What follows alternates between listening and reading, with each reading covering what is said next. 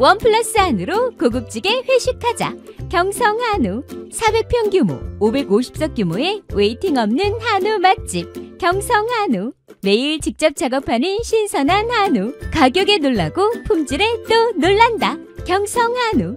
네이버에서 직전 경성 한우를 검색하세요.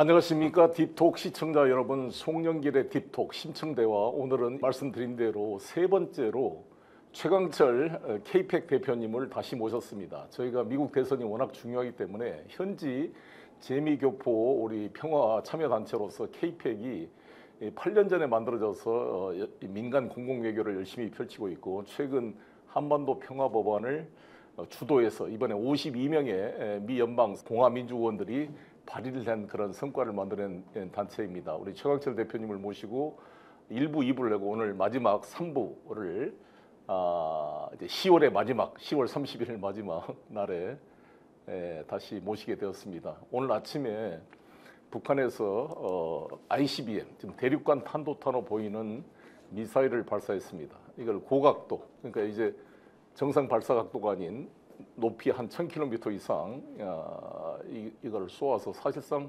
7000km가 넘는 사거리를 보여준 그런 ICBM을 발사를 했는데요. 보통 우리가 5500km 사거리 이상을 우리가 ICBM이라고 그럽니다. 보통 3500km에서부터 5500km를 중거리 미사일 IRBM이라고 그러는데, 이 ICBM을 쏜 이유는 이 미국 대통령 선거에 트럼프를 사실상 지원하려는 거 아니냐, 이런 북한의 미사일과 핵 위협을 어떻게 카멜라 해리스가 다룰 수가 있겠는가, 트럼프를 도우려는 어떤 신호다, 이렇게 해석하는 경우도 있습니다만, 최근에 우리 국민들께서 또 제 주변 사람들도 전쟁 위험을 걱정하는 분들이 부쩍 늘어났습니다.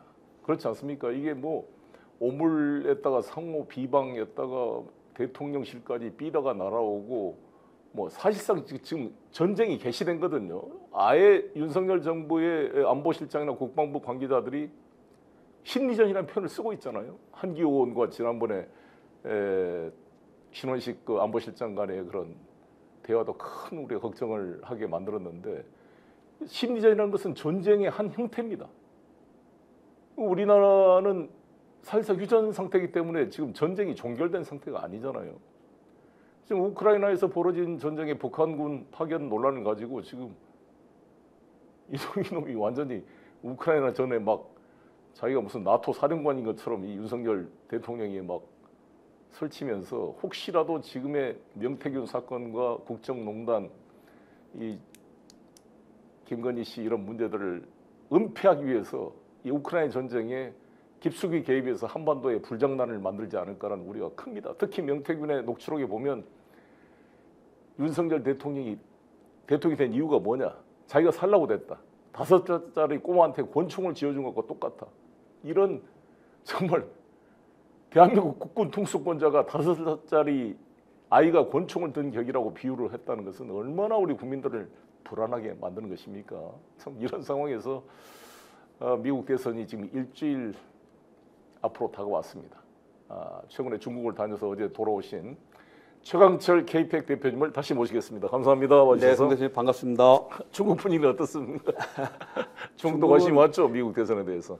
예, 많은 것 같고 생각보다 미국의 제재로 인해서 많이 침체돼 있을 거라고 생각을 했는데, 뭐 공항의 모습이나 호텔의 모습이나 거리의 모습이 나름대로 뭐 14억 인구의 내수가 받쳐줘서 그런지 몰라도 나름 활기차 있는 거로 보여서 좀 놀랐고요. 어떻게 하면 슬기롭게 외교적으로 또 대화로 풀려는 생각보다 야당의 정적들을 잡아놓고 옥죄고 언론을 탄압하고 더 나아가서 항상 대결적인 그 외교를 먼저 생각하는 그런 부분들이 해외 동포들을 많이 지금 안타깝게 하고 걱정스럽게 하고 있습니다. 네, 우리 KPEC 다시 소개드리자면 코리아 아메리칸 퍼블릭 액션 커미티라고 해서 미주 평화 참여 포럼으로 알려져 있는 이 단체가 참 대단한 것 같습니다. 8년 전에 만들어졌는데 1000명 이상의 회원들이 결속력을 가지고 한반도 평화를 위해서 노력을 해주고 계십니다. 그 한반도 평화 법안에 2명 의원이 더 추가되셨다 그랬죠? 지금, 예. 지금 52분이 됐습니까? 예, 정말 역사적인 일입니다. 네, 예. 공화당 4분, 또 민주당 48분에서 52분이 네. 드디어 사인을 해서 이 법안은 다시 한번 말씀드리지만 트럼프 대통령이든 또 네. 해리스 대통령이든 미 연방의회의 명분과 백업이 돼줘야 되는데 어떤 정책을 펼쳐나갈 때 특히 트럼프 대통령이 된다면 민주당의 반대가 예상되는데 모든 트럼프가 실시하는 정책에 대해서 그 부분에 대해서 큰 도움이 될 거라고 생각이 들고요. 특히 공화당에서 4분이 지금 지지를 하고 있는데요. 특히 그 4분 중에서 트럼프의 핵심 측근들이 3분이나 들어가 있다는 것은 굉장히 고무적이고 매우 중요한 아마 이 회기가 가기 전에 좀 더 많은 공화당 의원들이 참여할 거로 예상이 되고 있습니다. 이분들이 이번에 다 또 선거에 출마했잖아요. 근데 대부분 예. 다시 당선되시겠죠? 미국은 현역 의원 당선율이 높으니까. 그렇습니다. 이 한반도 평화 법안에 지지한 의원 중에서 사망하신 분도 한 분 있고 물론 이번에 출마하지 않는 분도 한 분 정도는 있지만 다음 내년 3월 1일 기해서 다시 발의할 거라고 셔먼 의원께서 약속을 하셨는데 그때 되면은 출발부터 공동 발의가 거의 50명이 되는 거예요. 이번 회기는 20명으로 공동 발의가 시작이 돼서 지금 52명이고 저번 회기 때는 4명으로 발의가 시작돼서 46명으로 끝났거든요. 그래서 지금 52명으로 향하고 있는 또 한반도 평화 정책의 약속된 부분을 실현하는 데 있어서 굉장히 큰 영향력을 가질 거다라는 것이 트럼프 의원실의 말씀입니다. 이번 브레 셔먼 의원실의 말씀입니다. 예. 그렇습니다. 그럼 일단은 이 미국 대선 그 지도를 한번 띄워놓고 일단 이야기를 시작하겠습니다. 지금 일주일 남았는데 지금 대통령 선거에 지금 엎치락뒤치락하고 있지만 지금 트럼프의 우세가 계속 지금 지속되는 것 같고 최근에 푸에르토리코 섬을 쓰레기 섬으로 비하했던 트럼프 지지 코미디언 말 때문에 약간 논란이 있었지만 또 부시 대통령 지금 바이든 대통령이 또 말실수를 했죠. 지금 상황 설명해 주시죠. 그 트럼프의 그 지지율이 전국 조사를 보면요. 이제 한 200개 정도 여론조사 기관이 함께 이렇게 통합적으로 발표하는 리얼 클리어 폴리틱스에 따르면은 전국 지지도 그러니까 이 파퓰러 보시죠. 거기에서 사실 며칠 전까지만 해도 한 1% 이상 앞섰는데 지금 저기 대표님 말씀하신 것처럼 뉴욕에서 있었던 트럼프 대규모 지지 집회에서 찬조 연사로 나온 그 토니라는 그 코미디언, 코미디언이 푸에르토리코에 대한 아주 비하적인 발언을 하는 바람에 옥토버 서프라이즈 큰 문제가 트럼프 캠프 쪽에 있었는데 또 마침 바이든 대통령께서 또 트럼프 지지자들을 또 쓰레기다라는 발언을 해줘서 또 이것이 약간 상쇄되는 분위기입니다. 어쨌든 간에 지금 막판 이제 한 5일 정도 남았는데요. 막판에 서로 말실수하는 것들이 굉장히 주의가 되지만 현재로서 대체적인 추세는 아직까지도 전국 조사에서 한 0.4% 정도가 트럼프가 앞서고 있고요. 또 경합주에서는 미시간 지금 지도를 보시면 미시간이 이제 한 3일 전까지만 해도 저번 주까지만 해도 트럼프가 이길 가능성이 많다고 했는데 미시간이 약간 뒤집어졌어요. 그래서 미시간에서 해리스, 그 나머지 경합주 펜실바니아, 위스콘신, 조지아, 노스캐롤라이나 그리고 애리조나, 네바다에서 지금 빨간 표시로 돼 있습니다. 그래서 297. 270일 넘으면 이기게 됩니다. 그래서 270이 매직 넘버인데 계속 설명드립니다만 시청자 여러분, 미국은 일렉토럴 컬리지, 즉 전 국민의 투표와 또 각 주마다 투표에서 한 표라도 이기면 그 선거인 날 다 가져가는 구조가 돼 있어서 사실상 전 국민 투표에서는 항상 민주당이 이기는데 실제로는 져버렸죠. 엘고, 힐러리 클린턴도 그렇게 다 졌습니다. 근데 2004년 이후로 한 번도 공화당이 전국민 투표, 즉 일렉토럴 칼리지에서 이긴 적이 없었고 그냥 선거인단으로 이겼는데 이번에는 트럼프가 이번 선거는 전국민 투표도 이길 가능성이 있다. 이럴 정도로 지금 올라오고 그렇습니다. 있죠. 2016년 트럼프 1기 트럼프가 당선됐을 때도 사실은 힐러리 클린턴이 전국 조사에서는 전국 여론조사에서는 한 290만 표, 300만 표 정도 이겼는데 완전히 이겼죠. 그런데 지금은 이기면 압도적으로 이길 거란 이런 예상들이 꽤 많은데 그래도 민주당에서도 총력을 기울이고 있거든요. 그리고 오바마 대통령뿐만이 아니라 미셸 오바마 그리고 이제 부시 대통령의 따님 그리고 많은 이제 연예인들 그리고 이제 트럼프 대통령의 근처에서 보좌했던 1기 트럼프 강요들 일부가 전방위적으로 함께 돕고 있기 때문에 박빙의 승부가 이어지고 있지만 추세는 트럼프 쪽으로 흐르는 추세다 이렇게 말씀드릴 수 있겠습니다. 그래서 그 부시 대통령 딸 한번 그 싱크를 한번 올려주시겠습니까? 예. 이 지난번에 우리가 그 카멜라 해리스를 지지하는 그 딕 체니, 리즈 체니죠. 네. 딕 체니 부통령의 딸이 카멜라 해리스를 지지하고 민주당 소속 털시 가바도 연방 하원 의원 출신이 트럼프를 지지하는 이런 크로스를 보여줬는데 한번 이번에 부시 대통령 딸 싱크를 한번 보여주겠습니다. Former President George W. Bush's daughter, Barbara Pierce Bush, has broken her silence on the 2024 election and confirmed that she is supporting Vice President Kamala Harris. The former first daughter, who is also the granddaughter of former President George H.W. Bush, revealed to People magazine that she campaigned in Pennsylvania for the Democratic presidential nominee as Election Day nears. It was inspiring to join friends and meet voters with the Harris-Walz campaign in Pennsylvania this weekend. She exclusively told the outlet on October 29th, adding, "I'm hopeful they'll move our country forward and protect women's rights." Barbara's announcement comes weeks after Bush's office told NBC News that he and his wife, Laura Bush, do not plan on endorsing any candidate or sharing how they voted. The former first daughter also follows in her father's Vice President Dick Cheney's 이게 이제 딕 체니 부통령의 리즈 체니의 딸이고요. as they have publicly voiced their support for Harris in the 2024 election despite being 예, Republican. 됐습니다. 이거 Liz Cheney has even campaigned for the vice 리즈 president, 체니가 지금 sharing her 도와주는 belief 모습이 that 보이고 있고.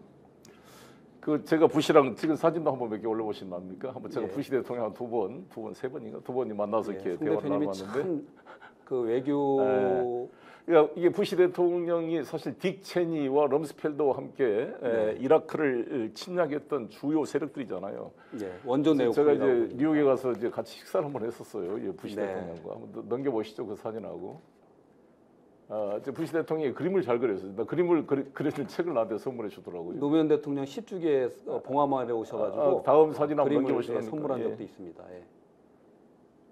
사진 투로 여기 같이 식사하는 이제 조지 부시 대통령과 식사하는 모습이고요. 이라크 전을 가장 강력히 반대했던 사람이 트럼프예요. 그래서 내가 트럼프에 대해서 우호적인 생각을 가진 게 그때 모두 다 이라크 전을 찬성했는데 이라크 전을 끝까지 반대했던 사람이 오바마 대통령입니다. 힐러리나 바이든은 나중에 굴복했어요. 물론 뭐 자기들이 CIA 정보를 그때 자기들 속았다 이렇게 변명하고 있지만 끝까지 이라크 전을 반대했던 사람이 오바마와 트럼프였다고요. 그러니까 지금 이상한 게 이라크전을 찬성했던 조지 부시 가문과 딕 체니 가문과 이런 사람들 전부 지금 카멜라 해리스를 지지하고 있고 그걸 반대했던 세력들은 오히려 이걸 트럼프를 지지하고 있기 때문에 과연 이게 평화냐 아니냐 문제가 되어 있고요. 여기 한번 보십시다. 그 무슬림 그 싱크를 한번 보여주랍니까? 최근에 무슬림이 미시간이나 이쪽에 많이 산다 그랬죠. 무슬림이 미국의 전체 한 400만 정도 인구가 되는데 미시간에 한 45만 정도 거주하는 거로 있어서 미시간이 아주 스윙 스테이트의 아주 초박빙 사이인데 미시간에 있는 무슬림들의 표가 굉장히 중요한 상황입니다. 한번 그 싱크를 한번 보겠습니다. 무슬림 커뮤니티가 최근에 싱크 4번입니다. 이 트럼프 지지를 선언했는데 그 지지 선언한 이유가 평화 때문이다 이렇게 분명히 명시를 하고 있습니다. 그래서 이게 참 그 단순한 선거 슬로건이 아니라 트럼프는 자기가 대통령이 되면 바로 우크라이나 전쟁을 24시간 안에 끝내겠다, 종결시키겠다. 그리고 평화 중재자로서 중동 지금 이란과 이스라엘 그리고 하마스의 전쟁도 중단시키겠다. 그다음에 김정은과 직접 대화를 통해서 한반도 긴장도 해결하겠다. 이걸 하고 있기 때문에 사실상 많은 진보 세력들이 호감을 갖게 되는 분위기가 된 거잖아요. 네. 대표님 말씀 참... 무슬림 싱크가 안 나오는가요? 네, 여기 보십시오. Good afternoon, Michiganders. 미시간에서 하는 지금 이슬람 커뮤니티 대표가 인사하고 있습니다. As the president said, we just had a positive meeting with President Trump. We as Muslims stand with President Trump because he promises peace. 무슬림으로서 왜 트럼프 편에 섰느냐? 그가 평화를 약속하고 전쟁을 끝내겠다고 했기 때문에 그렇다. We are supporting Donald Trump because he promised to end war in the Middle East and 중동에서 Ukraine. 전쟁을 끝날 걸 약속했기 그렇죠. 때문에 우크라이나와 미들이스트의 중동의 전쟁을 끝내겠다고 약속했기 때문에. Has to stop. 그렇죠. 이 피 흘림을 멈춰야 되고 And 전 I think 세계에 this man can make that happen. 트럼프만이 이걸 만들 수 있다라는 이게 참 저 솔직한 심정이고 아까 말씀드린 대로 I personally believe that God saved his life twice for a reason. 두 번이나 아드님이 트럼프를 그 테러에서 살게 해준 것도 이 전쟁을 끝내고 평화를 이루라는 어떤 소명이 아닌가 이렇게 아주 멋있게 해석을 해줬습니다. 이런 분위기가 진보 세력, 그 우리 지금 재미교포들 사이에서도 진보 촛불 세력들이 상당수가 트럼프의 호감을 표시한 이유도 이것 때문 아닙니까? 이게 굉장히 사실은 특이한 상황인데요. 대표님 잘 지적하셨지만은 지금 해리스를 지지하러 오는 미국의 정치인들을 보시면 굉장히 이상하게 민주당이 평화를 상징하는 당이었는데 말씀하셨듯이 부시 대통령의 딸과 또한 딕 체니, 또 딕 체니의 딸 리즈 체니. 딕 체니는 네오콘의 대표적인 사람이잖아요. 그리고 이라크 전쟁을 대량 상살 무기가 없는데 불구하고 그거를 만들어내는 분이고 또 존 볼튼 같은 분들이 이쪽에 많이 들어와 있죠. 그리고 전직 장성들 같은 분들. 근데 트럼프를 지지하는 분들은 저번에도 보여드렸지만 털시 가바드 같은 참전용사 그리고 전쟁을 반대하고 군산복합체의 이익을 대변한 이 전쟁을 스탑해야 된다는 그런 의견을 계속 피력하고 있는 로버트 주니어 케네디 그리고 J.D. 벤스도 우크라이나 전쟁을 즉각적으로 스탑해야 된다고 주장하고 있고요. 그래서 지금 이 캠프에 모여드는 사람들을 보면 전에는 이제 이 모든 것들이 트럼프의 어떠한 그 공약이 아니냐. 다시 전쟁을 일으킬 수도 모른다. 라고 하지만 트럼프 주변에 그런 평화를 향한 이러한 이 세력들이 모이고 있고 또 아이러니컬리 해리스 캠프에는 전쟁을 워몽거라고 하죠. 전쟁을 치렀고 또 전쟁을 추구하는 그런 군산복합체 세력들이 오고 있지 않느냐 이런 의심 속에서 말씀하셨듯이 사실 샤이 트럼프가 어디 있나 저도 궁금했는데 사실 트럼프를 지지한다고 공개적으로 얘기하지 못하지만 미국에 계신 한반도 평화와 민주주의를 사랑하는 또 많은 진보 세력들이 이번에 보이지 않게 한 번도 지지하지 않았던 트럼프 캠프 쪽을 지지하고 있는 그런 모양새들이 지금 보이고 있습니다. 지난번 우리가 2018년도에 싱가포르 그 트럼프 대통령과 김정은 위원장 간에 사상 최초의 북미 정상회담이 있었고 그것이 한반도의 평화 구조를 만들 거라는 희망을 불러일으켰습니다. 그런데 후속 조치인 2019년에 하노이 회담이 실패로 돌아갔는데 그 실패로 돌아가는데 주역을 했던 사람이 존 볼턴과 배우의 아베 신조가 있었다 이런 말들이 많이 나왔잖아요. 근데 그 존 볼턴을 완전히 트럼프를 배신하고 지금 트럼프를 비난하면서 대통령감이 아니다 이렇게 지적하고 있잖아요. 그래서 트럼프가 사적으로 존 볼턴에 대한 배신감에 대해서 많이 떨고 있고 내가 네오콘에게 속았다. 네오콘을 반대한다 이런 표현을 하고 있죠. 대놓고 하고 있습니다. 대놓고 하고 있죠. 그러니까 그것도 상당히 정말 우리 윤석열 대통령이 뉴라이트가 뭔지도 모른다 이렇게 비겁하게 하고 있습니다만 분명하게 그러면 트럼프처럼 뉴라이트를 반대한다 이런 표시를 하든지 해야 되는데 트럼프 대통령이 명백하게 네오콘에 대한 비판 입장 그리고 군산복합체를 비판하는 입장을 취하고 있는 것이죠. 그렇습니다. 그게 독특한데 아무튼 지금 이제 최근에 김용현 국방부 장관이 미국으로 가서 미 국방장관과 지금 대담을 했습니다만 북한군 파병 문제를 가지고 너무 호들갑을 떠는 이거 있는 거 아닙니까? 지금 정보도 정확하지 않고 블라디보스톡에 있는지 쿠르스크에 있는지 아니면은 사실상 돈바스과 도네츠크 동부 전선에 실제로 배치가 됐는지 이게 확인도 안 되는데 지금 떠들고 있는 사람이 누구냐면 우리나라 언론들이 막 호들갑을 떠는 게 그 뉴스원이 요나스 오만 대표라고 리투아니아에 있는 비영리 민간기구 우크라이나 무장 지원 조직입니다. 우리로 말하면 극우 유튜버 같은 사람이에요. 이 사람 말을 가지고 그냥 뭐 인민군이 파견됐다가 다 죽었다느니 난리를 펴고 있는데 나는 이런 호들갑을 왜 떠는지 모르겠어요. 미국도 아주 신중하게 접근하고 있고 일단 이것은 미국이나 나토, 유럽에 있는 군들도 하나도 우크라이나에 실제 병력을 파병한 나라가 하나도 없잖아요. 없습니다.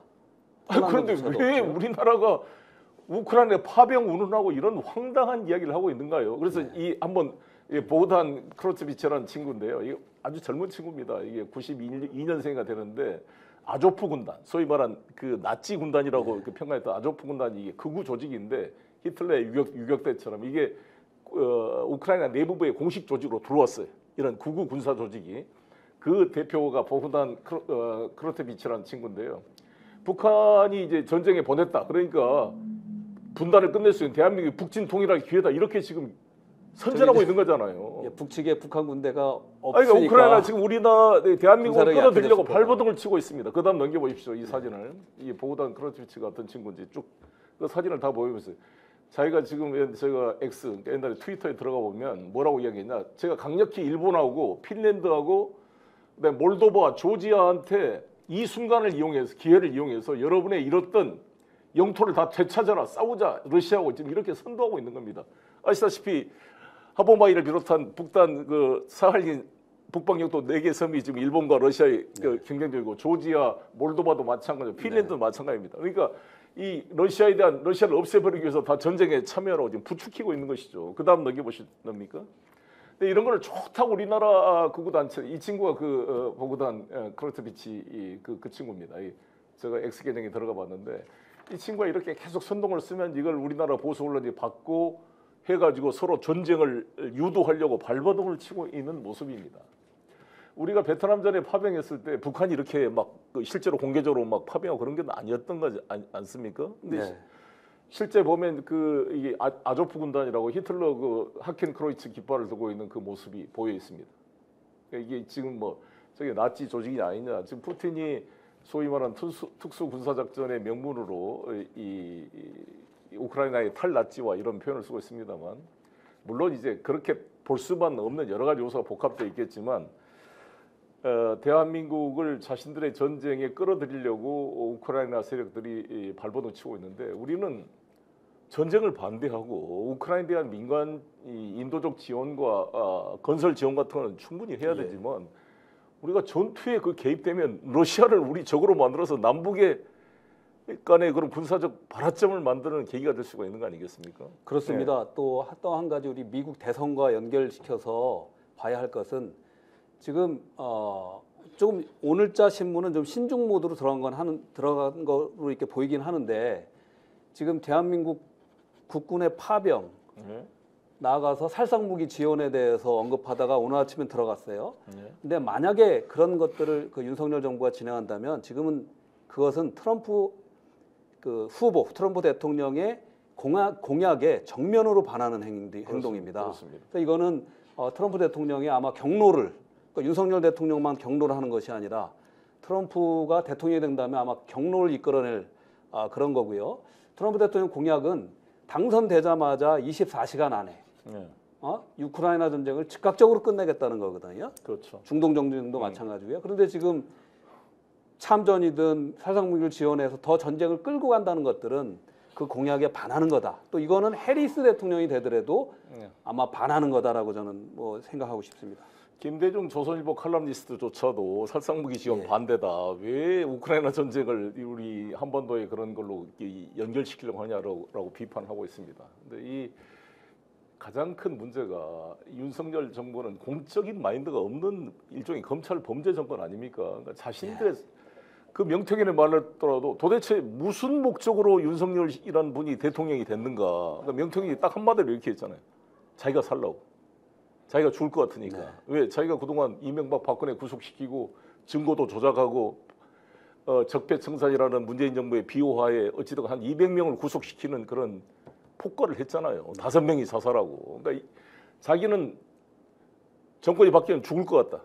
근데 오히려 조국을 희생양으로 삼아서 인기가 뜨니까 갈아타고 지가 대통령이 돼서 지가 살려고 했다는 거 아니에요. 그러니까 지금 이거는 5살짜리한테 지금 권총 지어준 꼴이다라고 명태균 씨가 이야기했으니 명태균 씨 말을 100% 믿을 수는 없지만 오죽했으면 현직 대통령을 이렇게 표현하겠습니까? 그러니까 이런 사람들이 지금 젤렌스키나 네탄야후처럼 네탄야후도 얼마나 지금 이스라엘 내부에서 비판을 받고 있고 공격을 받고 있잖아요. 네. 그걸 살려고 둘 다 지금 젤렌스키도 원래 대통령 선거 했어야 돼요. 올해 대통령 선거 다 밀었습니다. 예. 국회의원 선거도 밀어버리고 예. 거의 계엄 상태로. 네. 그럼 과연 이게 민주주의 국가와 권위주의 국가의 싸움이라고 말할 수가 있습니까? 우리 대한민국은 1952년 한국 전쟁 중에도 국회가 열렸고 헌법 개정도 하고 다 했습니다. 네. 부산 국회가 예. 우리 살아 있었어요. 우리 대한민국은 북한 공산 집단의 침략에 맞서 지켜야 될 의회 민주주의가 그 전시 중에도 부산 임시국회에서 살아 움직였다고요. 네. 국회를 해산시키거나 중단시키지 않았다고요. 근데 뭐예요? 지금 완전히 여기 젤렌스키 우크라이나는 그냥 지금 선거도 없어요. 완전히 언론도 통제되고 있고. 무슨 차이가 있습니까? 정치적 목적을 위해서 전쟁을 연장시키려고 하는 세력들. 네. 그 세력이야말로 사실은 민주주의를 파괴하는 거고요. 네. 자유민주주의 국가 체제를 완전히 붕괴시키는 행위입니다. 네. 그렇기 때문에 특별히 검찰권을 이용하거나 사법부의 권력을 정치화, 웨퍼나이즈해서 민주주의 체제를 망치는 행위들은 정말 우리 이 세계사적으로도 막아야 하는 그러한 중요한 우리가 지금 찰나에 있다라는 생각이 듭니다. 네. 그래서 그때 한번 이야기했지만 네. 그 바이든 정부가 윤석열 정부를 벤치마킹해서 야당 인사를 탄압한 거 아니냐. 그러니까 이제 그게 확인이 필요하지만 어쨌든 간에 그런 말이 컬럼으로도 나오고 컬럼으로 나왔습니다. 예. 폴리티코라는 거는 뭐 미 의회, 미 정치인들이 뭐 전부 다 읽는 칼럼인데 우리 시청자 여러분들 작년 4월 26일자 폴리티코에 그 기사가 정확하게 나와 있고요. 저도 봤습니다. 또 happen to be 또 이게 우연인지 몰라도 그해 4월 말에 그 윤석열 대통령이 미국을 국빈관 방문할 때 하고 나서 많은 이제 대화를 바이든 행정부하고 나누고 나서 어쨌든 간에 트럼프 대통령이 91개에 대한 기소가 그 이후로부터 계속적으로 이루어지고 있어요. 그래서 트럼프 대통령이 가장 지금 그 증오하고 어떠한 그 울분에 쌓여 있는 거는 이 사법부를 통해서 정치 행위들을 이렇게 막는 행위들. 그래서 트럼프 대통령도 어쨌든 간에 이런 캠페인을 법원에 출두해야 되고 조사를 받느라고 많이 방해받는 거거든요. 그 부분에서 사실 송영길 대표님 지금 11월 초에 재판이 있는 거로 알고 있는데 변론 종결 구형합니다 그때. 예, 얼마나 많은 그러니까 상대 야당의 정치 리더들, 송 대표님 또 이재명 대표님 이런 정치 리더들 또 같이 선거 과정에서 선출의 과정에 있는 분들에 대한 것들은 그거는 과도한 그 개입에 대한 거는 민주주의를 파괴하는 행위를 비춰질 수밖에 없거든요. 그렇습니다. 이번에 명태균 씨 녹취 파일 폭로로 이 국민의힘 대통령 후보 선출 과정, 당대표 선출 과정이 얼마나 여론조작이나 부끄러운 일들이 벌어졌는지를 미루어 짐작할 수가 있는데 그런 자들이 민주당 전당대회 저 돈봉투 논란을 가지고 이렇게 저를 핍박하는 것은 좀 비교가 된다고 생각이 들고요. 그건 좀 나중에 살펴보도록 하고 일단 우리 한국계 미국인 지금 연방 의원이 4분 하원에 출마했고 상원은 1분, 총 5분이 출마한 거죠. 일단 그 사진 6분이 출마했습니다. 6분 사진을 한번 주요 인물만 한 3사람만 띄워보겠습니다. 같이 띄워주실래요? 우리 메릴린 스트링랜드 우리 워싱턴 주의 시애틀 쪽에 우리 여성 그 순자 씨로 알려져 있는 그 흑인 그 의원이시고요. 그다음에 앤디 김 의원은 지난번에 이분이 이제 상원의원은 출마하셨고 상원 뉴저지의 상원의원이 아주 유력한 삼선 연방 삼선을 6년을 하시고 이번에 이제 사선 의원에 그 상원의원에 당선되면은 한반도 관련해서 포괄적인 법안을 발의하겠다는 약속을 할 정도로. 그다음에 영김 의원 이분은 우리 인천 출신인데 62년생 영김 의원은 공화당입니다. 공화당 소속이에요. 이게 주요 3분하고 또 3분이 좀 있는데 이 3분은 아마 당선이 확실시되죠. 확실시되고 또 한 분이 이제 공화당 미셸 스틸박 의원이 있는데 그분은 약간 떨어지고 있고 베트남계 데릭 트렌이라는 그 의원의 조금 한 2% 정도는 뒤지고 있는데 아직은 뭐 박빙이라고 볼 수 있고요. 또 우리가 의미 있게 볼 수 있는 의원이 데이브 민이라는 그러니까 하버드 법대를 나온 의원인데 지금 공화당 의원하고 박빙으로 좀 대결하고 있고 또 굉장히 관심을 갖고 있는 영화 초선의 주인공 데이빗 킴이라는 그 LA 코리아타운을 지역구로 하는 의원은 같은 민주당끼리 싸우고 있어요. 그런데 데이빗 킴 의원은 정말 평화의 전도사, 또 그 없는 자, 또 소외된 자들의 어떤 진보적인 그 정책들을 실현하기 위해서 노력하는데 민주당의 이제 지미 고메즈라는 히스패닉 후보와 현역 후보와 지금 맞서고 있는데 한 2% 차이로 비등비등한 박빙입니다. 그렇군요. 아무튼 지금 이 트럼프 대통령의 기세가 올라가면 하원도 공화당이 장악할 지금 가능성이 있다 그러는데 그렇습니까? 지금 대표님 사실은 우리 언론에서 또 많은 관심들이 이제 대선 누가 대통령이 될 거냐만 관심이 많지만 사실 미국의 모든 정책들은 의회가 굉장히 중요합니다. 특히 외교 정책도 거의 50%를 의회가 담당한다고 할 정도로요. 그래서 상원과 하원의 결과가 굉장히 중요한데 대통령은 이미 뭐 많은 언론을 통해서 시청자 여러분께서 들으셨는데 상원은 그러니까 이 상원은 6년이 임기라 그렇죠. 3분의 1씩 이제 2년마다 치러지는데요. 그렇죠. 요번에는 34명의 상원의원을 뽑는데 그 중에서 몬타나하고 웨스트 버지니아가 이제 민주당 의원이 차지하고 있던 데가 공화당으로 넘어갈 확률이 거의 90% 가까이 돼서 큰일 났네. 그거만 봐도 민주당으로서 큰일이네.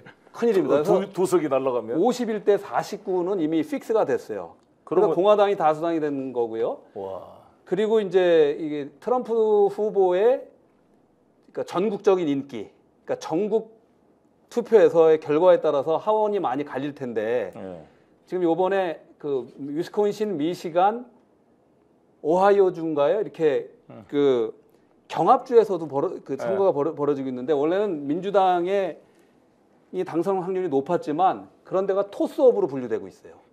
그 정도로 미 대선과 결과 관련돼서 이거는 연동이 많이 되는데 추세는 지금 보면은 이 하원도 좀 공화당이 박빙 우세로 바뀌고 있다라고 지금 이런 거 추세입니다. 지금 민주당 하원 의원, 상원 의원 후보들이 트럼프를 공격을 못하고 있기 때문에요.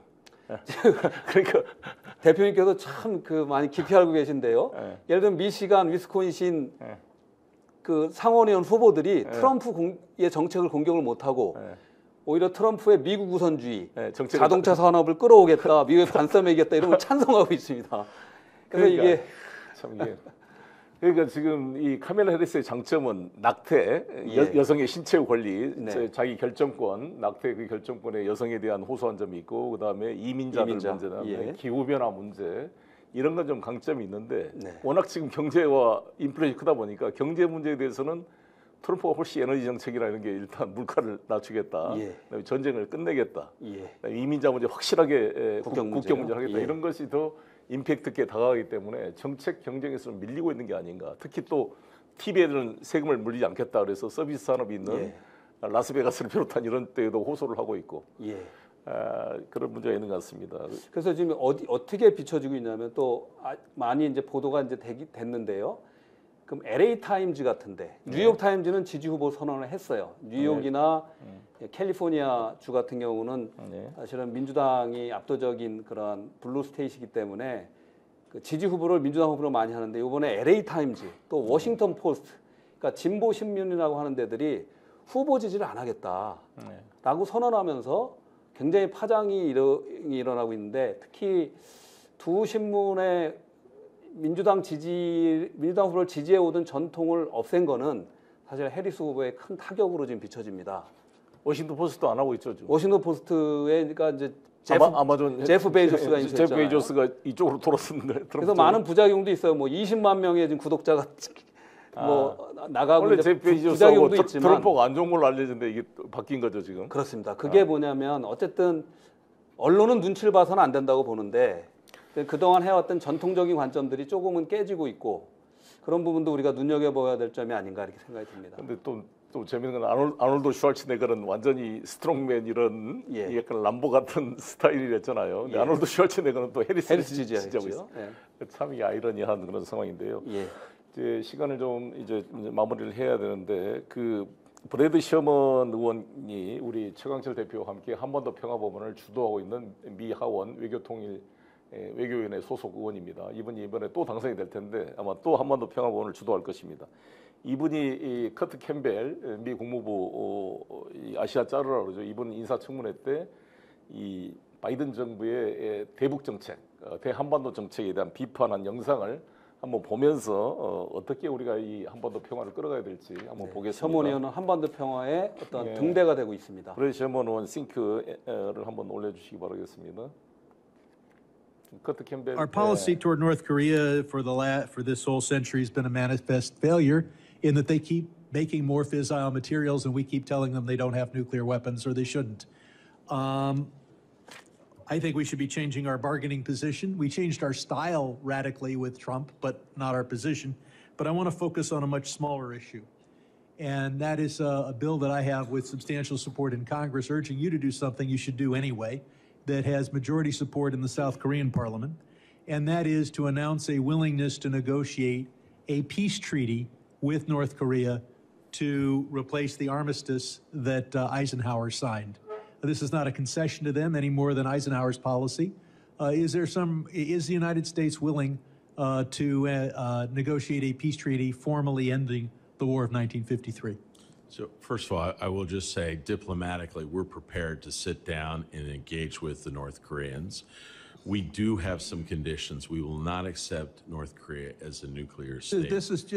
Are we willing to negotiate on this one issue only after they give up their nuclear weapons, or are we willing to negotiate to solve the problems of 1953? I will tell you, all of our engagements are attempts.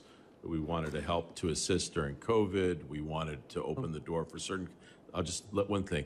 For the last 6 years, we've had virtually no communication with North Korea. They have chosen not to engage with us directly on any subject. I would hope that we would announce that we are willing to negotiate on this one subject.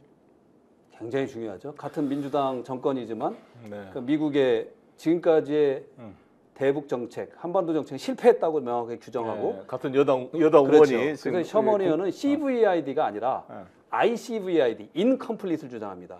완벽하진 않지만 현실을 인정하고 그 토대 위에서 동결하고 신고하고 검증한다. 그것만이 대화를 시작한다는 거예요. 그리고 이거는 북한에 대한 양보가 아니라는 겁니다. 핵심 그런 것 같아요. 북한은 일관되게 주장한 게 자기들이 핵을 개발한 이유는 미국의 대조선 적대 정책 때문에 자신들의 안보를 지키기 위해서 핵을 보유할 수밖에 없다. 재래식 무기를 유지할 만한 경제력이 안 되거든요. 그리고 경제 제재 때문에 탱크 가동료나 항공기 기름이 다 통제돼서 우리나라가 한미 합동 훈련을 하면 그런 규모의 훈련을 할 수가 없습니다. 왜냐하면 기름이 없고 돈이 없으니까. 그래서 가짜로 사진을 찍어서 이게 쇼를 하죠. 우리도 이렇게 했다. 그러면 우리 신문이 분석해서 이거는 신문 2개 겹친 거다. 사진 가짜라고 지적하는데 그만큼 북한은 이 한미 연합 전력에 대응할 만한 재래식 이 군사력을 유지할 만큼의 경제 규모나 그게 될 수가 없어요. 포탄 제공이나 기름 자체가 되기 때문에. 그러니까 그들 입장에서는 비대칭 전력, 어시미트리 스트래티지로. 그래서 핵무기와 잠수함과 미사일 이러한 비대칭 전력으로 이걸 균형을 맞추려고 하고 있는 것이죠. 그래서 우리 입장에서는 북한의 안보 위협, 자기들이 생각하는 우리는 침략할 의사가 없다고 그러지만 그 사람도 침략할 걸 생각한 거잖아요. 그렇습니다. 지금 윤석열 대통령과 김정은 간에 서로 우리 김정은도 그러잖아요. 우리가 남침할 의사는 없지만 우리를 공격하면 가만두지 않겠다. 이쪽에서도 윤석열 대통령도 우리를 침략 가만두지 않겠다. 마치 초등학생들이 책상에 여기다가 연필칼로 금 그어놓고 여기 넘어오면 다 공책 찢어버리고 자르고 토닥토닥 애 같은 싸움을 하고 있는 것이잖아요. 그래서 이 문제를 풀어낼 새로운 발상의 전환, 트럼프식의 발상의 전환이 있지 않고는 이 문제가 한 발짝도 나갈 수가 없어요. 그런데 마침 민주당 소속인 브래드 셔먼 의원이 이런 시각을 갖고 있기 때문에 저는 만약에 트럼프가 된다면 대다수 52명의 한반도 평화법원에 민주당 의원들이 거의 48분이 참여한 거잖아요. 그러면 이게 초당적으로 오히려 트럼프의 뭐 기후변화 다른 문제는 싸우겠지만 이민 문제 싸우겠지만 대한반도 정책은 초당적인 연합이 될 수 있지 않을까. 뭐 특히 상원도 이겨버리면 지금은 하원은 공화당이 장악하고 있잖아요. 지금 현재는. 근데 상원은 지금 조 바이든 민주당이 장악하고 있는 한 표 차로. 근데 둘 다 상하 양원을 만약에 다 이겨버리면 완전히 트럼프의 이 한반도 정책이 탄력을 받을 수 있다고 보는데 어떠십니까? 그렇습니다. 우리 대표님께서 아마 셔먼 의원이 본회의에서 발언하는 거 아마 곧 틀으실 거라고 보는데. 한번 지금 들어 시간이 없으니까 한번 들어봅시다. 본회의 발언하면 이 브래드 셔먼 의원의 국무부. For the past 4 years, I've been working on the peace on the Korea Peninsula Act, 하원 본회의 발언입니다. designed to try to move us in the direction of a 앞으로 negotiated settlement 나가자는 거고요. with North Korea. The war stopped or seemed to stop in 1953, but that was just an armistice. It is now time to negotiate a formal peace treaty. There are those that say that's an unwarranted concession to North Korea and Kim Jong-un. That is hardly the case. The armistice of 1953 was done by both sides and was equal. If an armistice is not an unwarranted concession, neither is a former peace treaty. There is majority support in the South Korean parliament for ending this war formally, and I believe it would be a first step to negotiating a solution to North Korea's very dangerous nuclear and missile program. We currently have 41 and growing number of co-sponsors in the United States. Here in the House of Representatives, there's support for this effort in Canada and Britain, and as I mentioned, in Seoul.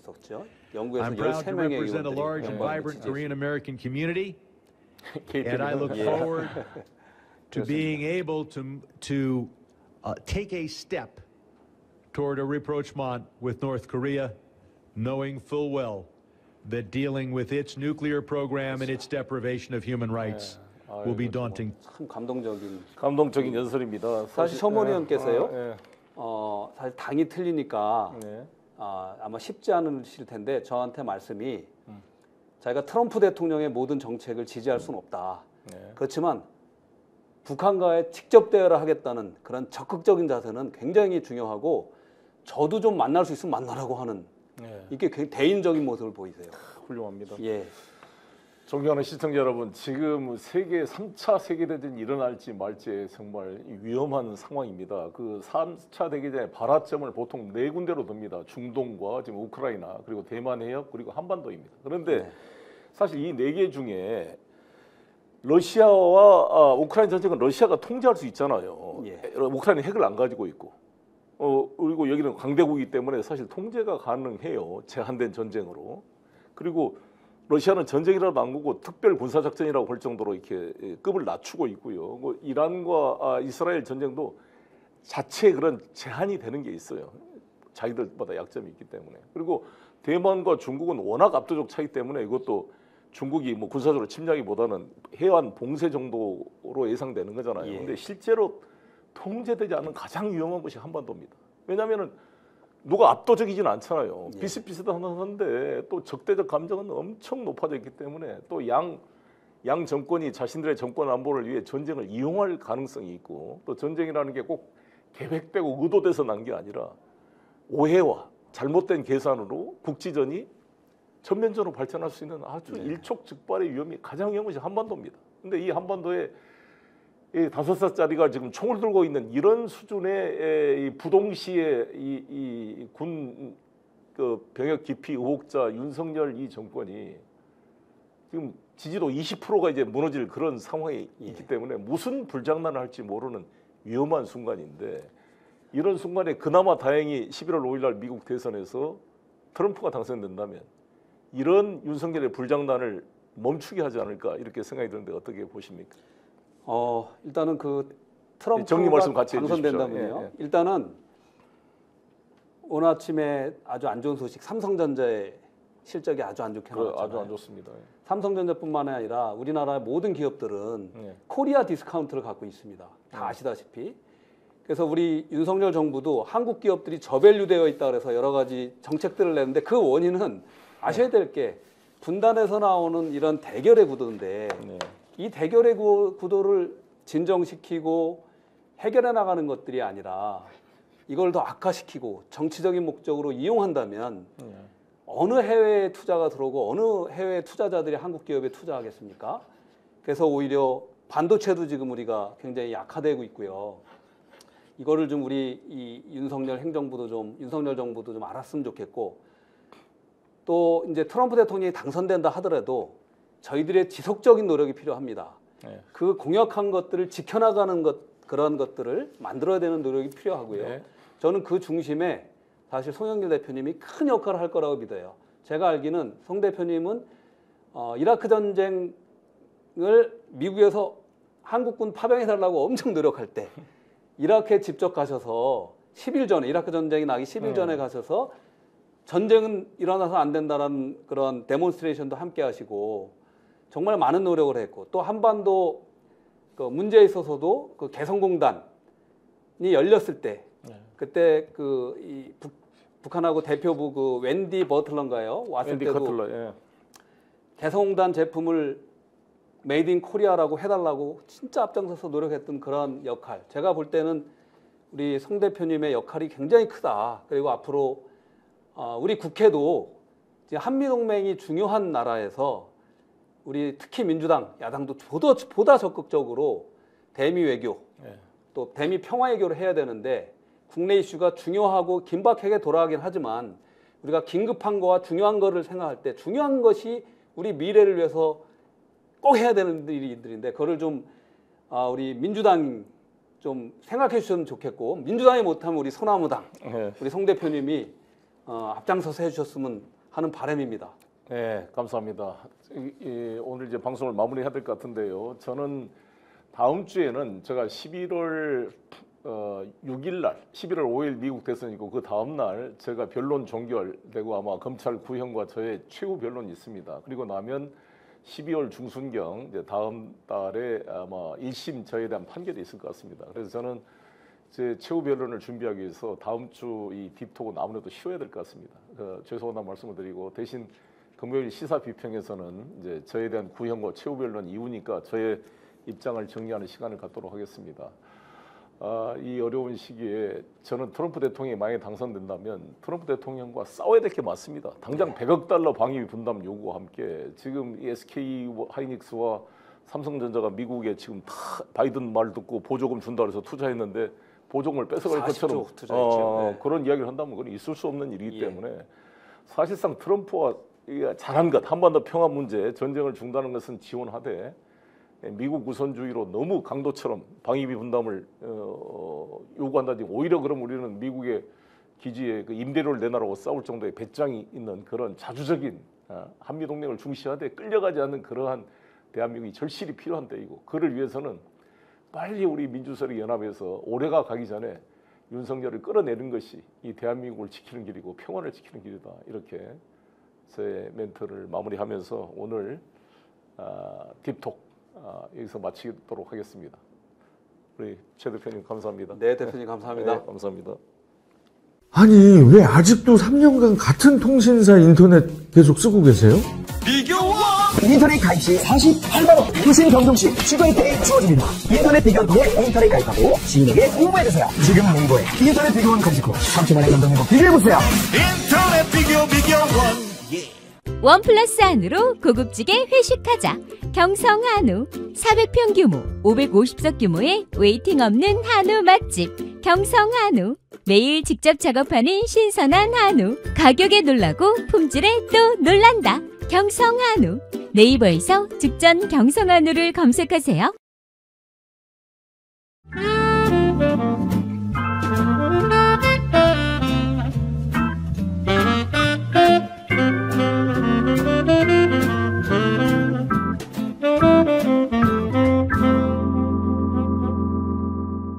보험에도 점검이 필요합니다.